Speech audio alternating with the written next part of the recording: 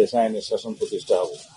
সন্ত্রাসীদের অভয়ারণ্য যেখানে থাকুক সেগুলো নির্মূল করা হবে। পুলিশ হেডকোয়ার্টারের মনিটরিং সেলটা সবসময় কার্যকর থাকে, তবে স্পেশালি ঈদুল আজহা উপলক্ষে ঈদের 7 দিন আগে এবং ঈদের 7 দিন পর পর্যন্ত এটা স্পেশালি আরো স্ট্রেনথেন করা হয়েছে।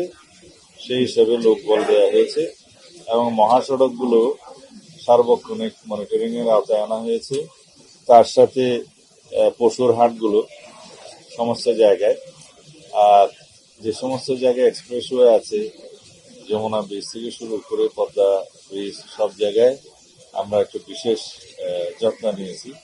সারা দেশে যেখানে আমাদের সিসিটিভি ক্যামেরার হাইওয়েতে নজরদারি আছে, তার বাইরে যেখানে নেই সেখানে আমরা বডি ওন ক্যামেরা দিয়ে আমাদের জনবল পুলিশ ডিপার্টমেন্ট থেকে দেওয়া হয়েছে। আমি নিজেই আজকে সেটা এখন চাক্ষুষ দেখলাম। এখানে দুর্ঘটনা সংখ্যা বিগত সময়ের তুলনায় আল্লাহ রহমতে অনেক কম। দুই একটা দুর্ঘটনা যেগুলো হয়েছে এগুলো নেহায় তাদের নিজস্ব গাফিলতির কারণে বলা যায়।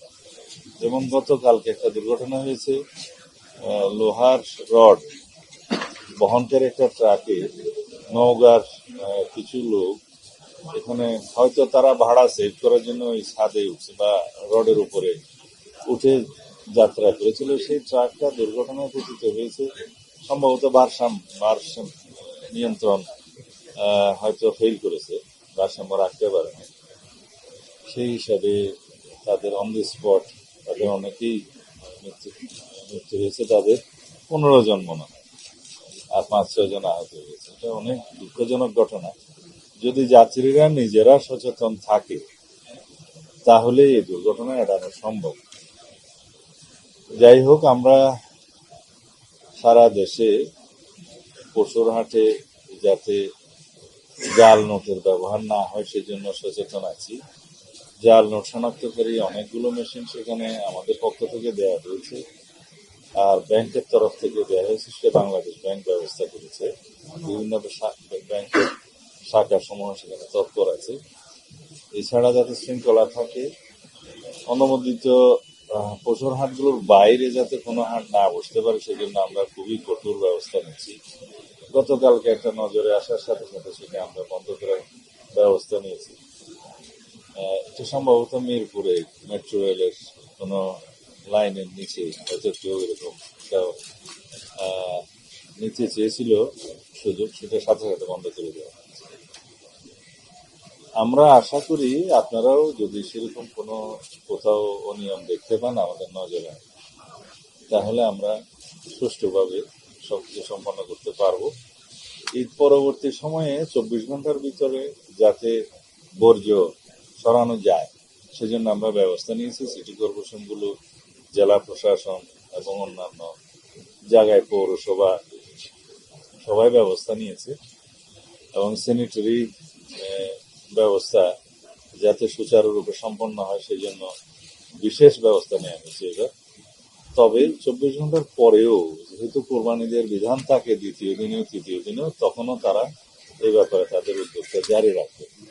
আশা করি ইনশাআল্লাহ আমরা নিরাপদ ঈদ যাত্রা, নিরাপদভাবে সমস্ত ঈদের জামাত অনুষ্ঠান এবং নিরাপদভাবে যার যার কর্মস্থলে ফিরে আসা এই ব্যবস্থাগুলো করতে পারবো। জঙ্গল সলিমপুর সহ অন্যান্য জায়গায় যেখানে র্যাবের উপরে এবং পুলিশ বাহিনীর উপরে আক্রমণ হয়েছে সেটা আপনাদের মতো আমরা খুব গভীরভাবে দেখেছি এবং এর উপরে আমরা অ্যাকশন নিচ্ছি। সেটা আপনাদের সামনে যখন দৃশ্যমান হচ্ছে ইতিমধ্যে, তখন আপনারা দেখতে পাবেন। আমরা এটা এই জন্যেই সেটা অনুমান করতে পারি, দীর্ঘ 17 বছর দেশে কোনো আইনের শাসন ছিল না, দুর্বৃত্তায়নের একটা মহামারী ছিল।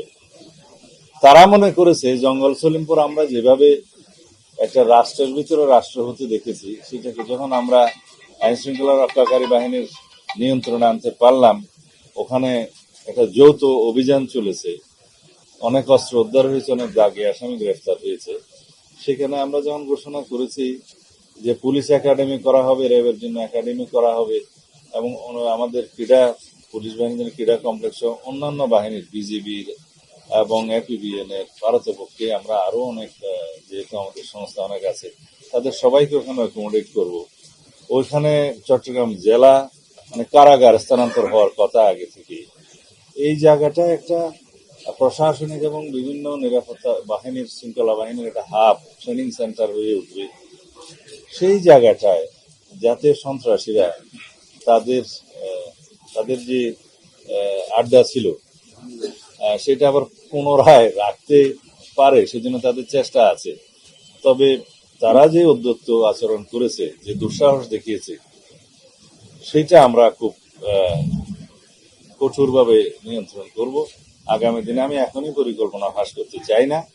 ইনশাআল্লাহ দেশে আইনের শাসন প্রতিষ্ঠা হবে, সন্ত্রাসীদের অভয়ারণ্য যেখানেই থাকুক সেগুলো নির্মূল করা হবে। আমরা আশা করি আপনারা সবাই সহযোগিতা করবেন এবং সমাজের সর্বস্তরের মানুষ আশা করি আমাদের সেই উদ্যোগকে সমর্থন করবেন এবং সহযোগিতা করবেন। আমরা এই দেশে কোনোভাবেই সন্ত্রাসী, মাদক ব্যবসায়ী এবং চাঁদাবাজি এগুলো কোনো স্থান দেব না। এই ব্যাপারে আমরা জরুরি সবার অবস্থা আছি। সমস্যার সমাধান করতে গেলে কিছু আমাদের যান্ত্রিকভাবে, প্রকৌশলগতভাবে আমাদের কিছু উন্নত প্রযুক্তি ব্যবহার করতে হবে সামনে। কারণ এখন যাচ্ছে ম্যানুয়ালি টোল দিচ্ছে, তারপরে টিকিটটা নিয়ে যাচ্ছে, দীর্ঘ লাইন হয়ে যাচ্ছে। বাইরের দেশে অনেক জায়গায় আছে, এটা অটোমেশন করা হয়েছে, যে এখানে গাড়িতে একটা কার্ড থাকবে, ওইখানে যে ডিজিটাল সিস্টেমে অটোমেটিক্যালি তার কার্ড থেকে টাকা কেটে নেবে, তাকে আর কোনো অপেক্ষা করতে হবে না। সেই দিকে আমরা বিষয়টা নিয়ে চিন্তা করছি, আশা করি ইনশাল্লাহ ভবিষ্যতে হবে। ব্যবহারকারীদেরকে যদি একটা ইনসেন্টিভ দেওয়া হয় তাহলে হয়তো তারা উৎসাহিত হবে সেগুলো ব্যবহার করার জন্য। আগে সরকারের তরফ থেকে সেই ব্যবস্থাটা নিতে হবে। সেটা আমি সড়ক পরিবহন মন্ত্রণালয়কে পরামর্শ দেব।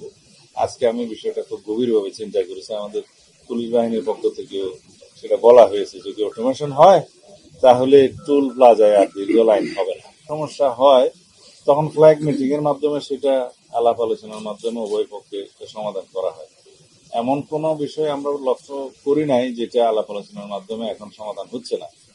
আপনি যেভাবে বললেন, যে একটা ঘটনা আমাদের নজরে এসছে, আমাদের বিজিবির ডিজি সাহেব সেগুলো তাৎক্ষণিকভাবে অ্যাড্রেস করেছেন এবং সীমান্তে যারা আমাদের অফিসাররা আছেন তারাও সেটা যথাযথভাবে জবাব দিয়েছেন। দুই একটা জায়গায় হয়তো পাল্টা গোলাগুলির ঘটনা ঘটেছে, সেটা স্বাভাবিক প্রক্রিয়া, এরকম হয়ে থাকে। তারপরে ফ্ল্যাগ মিটিং এর মাধ্যমে সেটা সমাধান হয়। এমন কোনো ঘটনা হয় না যেটা জাতীয়ভাবে উত্তেজনা সৃষ্টি হবে, সেরকম কোনো ঘটনা হয়নি। ওইখানে কুম্ভ মেলা একই সময়ে, ঈদের সময় হয়তো টাইমটা কোইনসাইড করেছে। নারায়ণগঞ্জের বিষয়টা আমি এখনো সোনারগাঁয়ে হতে পারে, কিন্তু আমাদের এই দেশে, সাম্প্রদায়িক সম্প্রীতির দেশে, আমরা সবারই ধর্মচর্চার স্বাধীনতাকে অক্ষুণ্ণ রাখার জন্য অবশ্যই আমাদের যথাযথ পদক্ষেপ নেব এবং জেলা প্রশাসন এবং পুলিশ প্রশাসনকে আমরা অনুরোধ করছি তারা যথাযথ ব্যবস্থা নেবে, যাতে স্বধর্মাবলম্বী তারা নিজেদের ধর্মীয় কালচার অনুসারে তারা নিরাপদে তাদের সমস্ত আচার অনুষ্ঠান, ধর্মীয় আচার অনুষ্ঠান পালন করতে পারে। আশা করি কোনো সমস্যা হবে না।